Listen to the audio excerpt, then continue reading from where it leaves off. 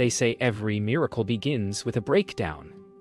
But no one told her miracles can look like eviction notices taped to your door. Rain clung to the paper like it pitied her, each drop whispering the truth she'd been hiding for months. She was out of options. Yet, even now she stood tall, her uniform soaked, her hands trembling but refusing to fold. When the man in the black suit stepped out of his sleek car and offered to help, she laughed, sharp and tired. Help? From a millionaire who'd never known hunger? She didn't need his charity, or so she told herself, because the truth, the one she'd buried deep, was that kindness terrified her more than poverty. By morning, her shoes were still damp and her pride even heavier. The diner buzzed with breakfast chatter, but she worked like a ghost, silent, automatic, pretending she wasn't breaking. Every coffee she poured felt like a countdown to disaster. The landlord's warning echoed in her head. 1 week. 1 week. 1 week before her daughter's laughter echoed off empty walls. But she'd rather sleep in the rain than accept help from a man who could buy comfort with a swipe of his card. Outside, Ethan watched through his car window. He hadn't meant to follow her, but something about her silence unsettled him. Her strength felt familiar, like his mother's, back when she'd sold her wedding ring to buy him shoes. He didn't see pride. He saw fear wearing armor. He told himself he'd drive away, forget her. But he couldn't. When Lena returned home that night, the hallway smelled of mildew and broken dreams. She passed peeling wallpaper, flickering lights, and an empty mailbox. Her daughter slept on the couch, small feet tucked under a blanket too short to cover her completely. Lena kissed her forehead and whispered a promise she didn't know how to keep. As she closed her eyes, thunder rolled outside. Somewhere across town, a man typed an email to a landlord with quiet urgency. Keep her place secure. She must not know it's me. The first payment was sent before dawn. 3 days later, the rent notice vanished. Lena didn't know when it happened, only that the red tape on her door was gone and the landlord's threats stopped. For a moment she felt relief, like sunlight after endless rain, but it quickly turned to suspicion. She hadn't paid. No one she knew could have. She waited for another shoe to drop, for the mistake to catch up with her, but the silence that followed was worse than the noise. At the diner, she checked her phone obsessively. No new messages, no deposits. Maybe the landlord made an error. Maybe luck had finally remembered her name. But luck never came without a price. She glanced toward the window where rain streaked down like veins of glass, wondering if someone was watching. Ethan hadn't expected her to notice so quickly. He told himself he'd do this once. 1 month, just enough to breathe. But each time he saw her serving tables with that quiet defiance, he remembered nights his mother had done the same. He told himself this wasn't charity. It was repayment to the universe. That evening, a letter slid under Lena's door. No stamp, no name, just a single line written in neat handwriting. You deserve peace. Her heart pounded. She turned the envelope over again and again, looking for clues, but the ink smelled faintly of rain, and something about it felt heartbreakingly familiar. That night, she stood by the window, watching city lights shimmer across puddles. Somewhere, someone was keeping her afloat, but she couldn't decide whether to be grateful or furious. Pride and fear tangled inside her until neither felt right. The world outside seemed to whisper a question she couldn't answer. What if love sometimes hides in silence? Lena woke to the sound of her landlord's laughter echoing down the hall. But not the cruel kind she expected.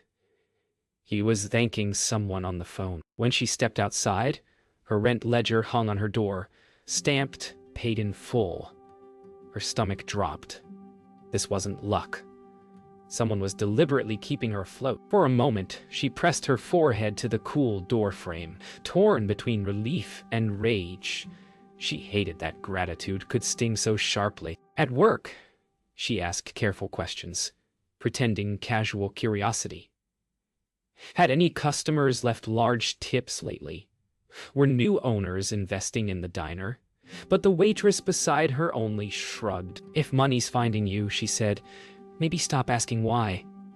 Yet that was impossible. Every kindness in her life came with strings, and she refused to be tied again. That night, she found a bouquet of daisies outside her door. Simple, pure, not store-bought. No card, no clue, just a single ribbon tied with gentle care. Maya clapped her hands with delight, thinking it was a secret admirer. Lena smiled for her daughter's sake, but her chest ached.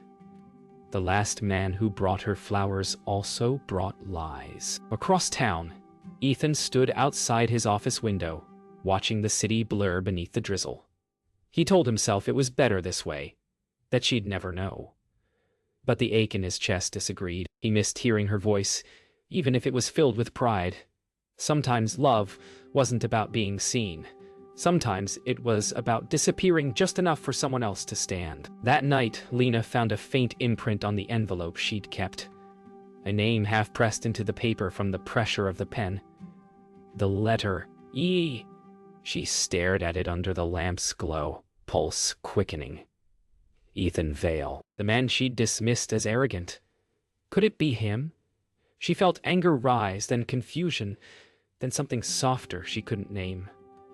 For the first time, she whispered his name not with contempt, but curiosity. It happened on a Wednesday, the kind of day that begins ordinary and ends with the world falling apart. Lena was wiping tables when the school called. Maya had collapsed during recess. Her body went cold, her hands numb, the phone slipping from her grip as the sound of sirens filled her head before they ever filled the street. She didn't remember running out the door, only the scream of her name echoing in her chest. By the time she reached the hospital, her lungs burned. Nurses moved like waves, voices blurred into static. Her daughter lay on a narrow bed, pale but breathing, wires like vines across her tiny chest. Lena's hands shook as she brushed stray curls from Maya's forehead. She whispered apologies into her skin, the kind you say too late and too softly. When the nurse mentioned the bill had already been paid, Lena froze. "By who?" she asked, her voice cracking. The nurse hesitated, then quietly pointed down the hall. Lena followed the direction, and there he was, Ethan Vale, standing near the vending machine, head bowed, sleeves rolled up, eyes filled with worry he didn't dare show. For a heartbeat, everything she thought she knew about pride and pity unraveled. She walked toward him, heart pounding louder than her footsteps. "It was you," she whispered, not as an accusation, but as a confession. Her voice cracked somewhere between anger and disbelief. He looked up, the sadness in his eyes answering before his lips could. "You shouldn't have known," he said quietly. "You deserved peace, not proof." Her tears came before her forgiveness did. Later, when Maya stirred and asked who the man at the door was, Lena couldn't answer. She only looked toward the hallway where Ethan had stood moments ago, the echo of his kindness still warm in the sterile air. For the first time, she didn't feel small for being helped. She felt seen, and that frightened her more than anything. 3 days passed before she found the courage to face him. Pride had always been her armor, but now it felt like a cage. She walked into his office with trembling hands, carrying the same envelope he'd once slipped under her door. He looked up from behind his desk, startled, but didn't speak. The silence between them felt heavier than any apology. "You paid for everything," she said finally, voice raw. "My rent, the hospital. Why?" The question trembled, more wounded than accusing. Ethan looked at her like someone remembering pain rather than feeling it. "Because I once watched my mother die believing no one would ever help her," he said softly. "I couldn't let that happen again." She wanted to hate him, to throw the envelope back, to tell him he'd made her feel small, but the words refused to form. Instead, she whispered, "You should let me fall." He looked up then, eyes shining. "I tried," he said. "You kept standing anyway." And in that moment she realized pity had nothing to do with it. Only reverence. The silence that followed was almost kind. She turned to leave, clutching the envelope like a wound she couldn't close. "I didn't need saving," she murmured. "Maybe not," he replied. "But you deserved it anyway."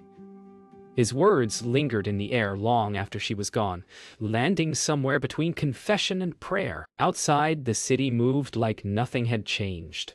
Buses sighed, people laughed, life carried on. But for her, everything had shifted.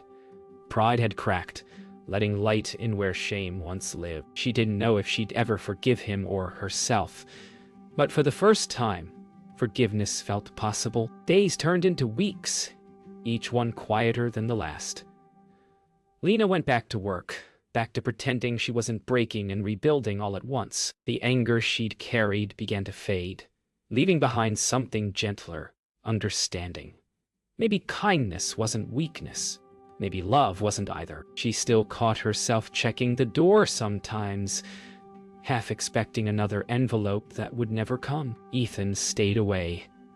Not because he didn't care, but because he finally understood what she needed most was space. Yet every evening, he found himself parked near the old apartment building, watching the light in her window flicker on.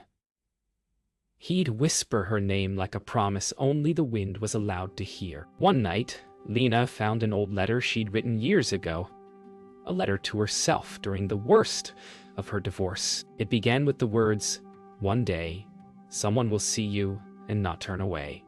She smiled through tears, realizing that maybe someone already had. Maya, now healthy and laughing again, asked one evening, "Mom, why don't we ever say thank you to the people who help us?"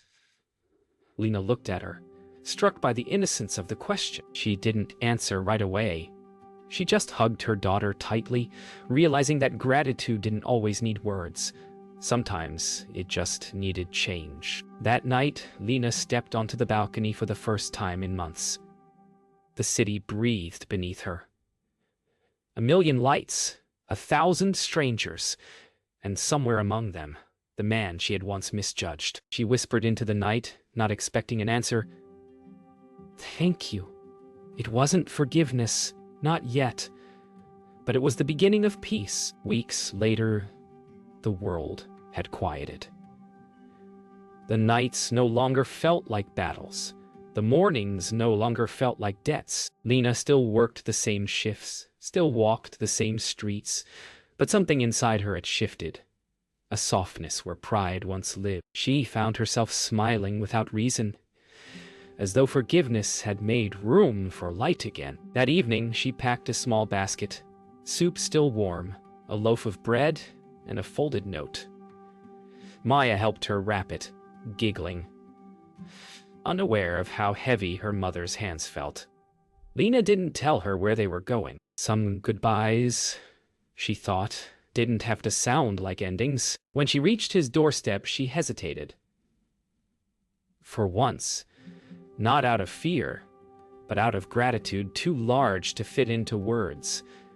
The door opened before she could knock. Ethan stood there, surprise flickering into quiet joy. Neither spoke at first. She just held out the basket, her eyes soft but steady. "I never said thank you," she whispered. Ethan shook his head, smiling gently. "You didn't have to." He stepped aside, letting her in. The air between them was softer now, no longer weighed down by what was owed. Just two people, standing where pride once stood, finally choosing peace over pain. Later that night, Lena walked home beneath the city lights. The air was cool, gentle.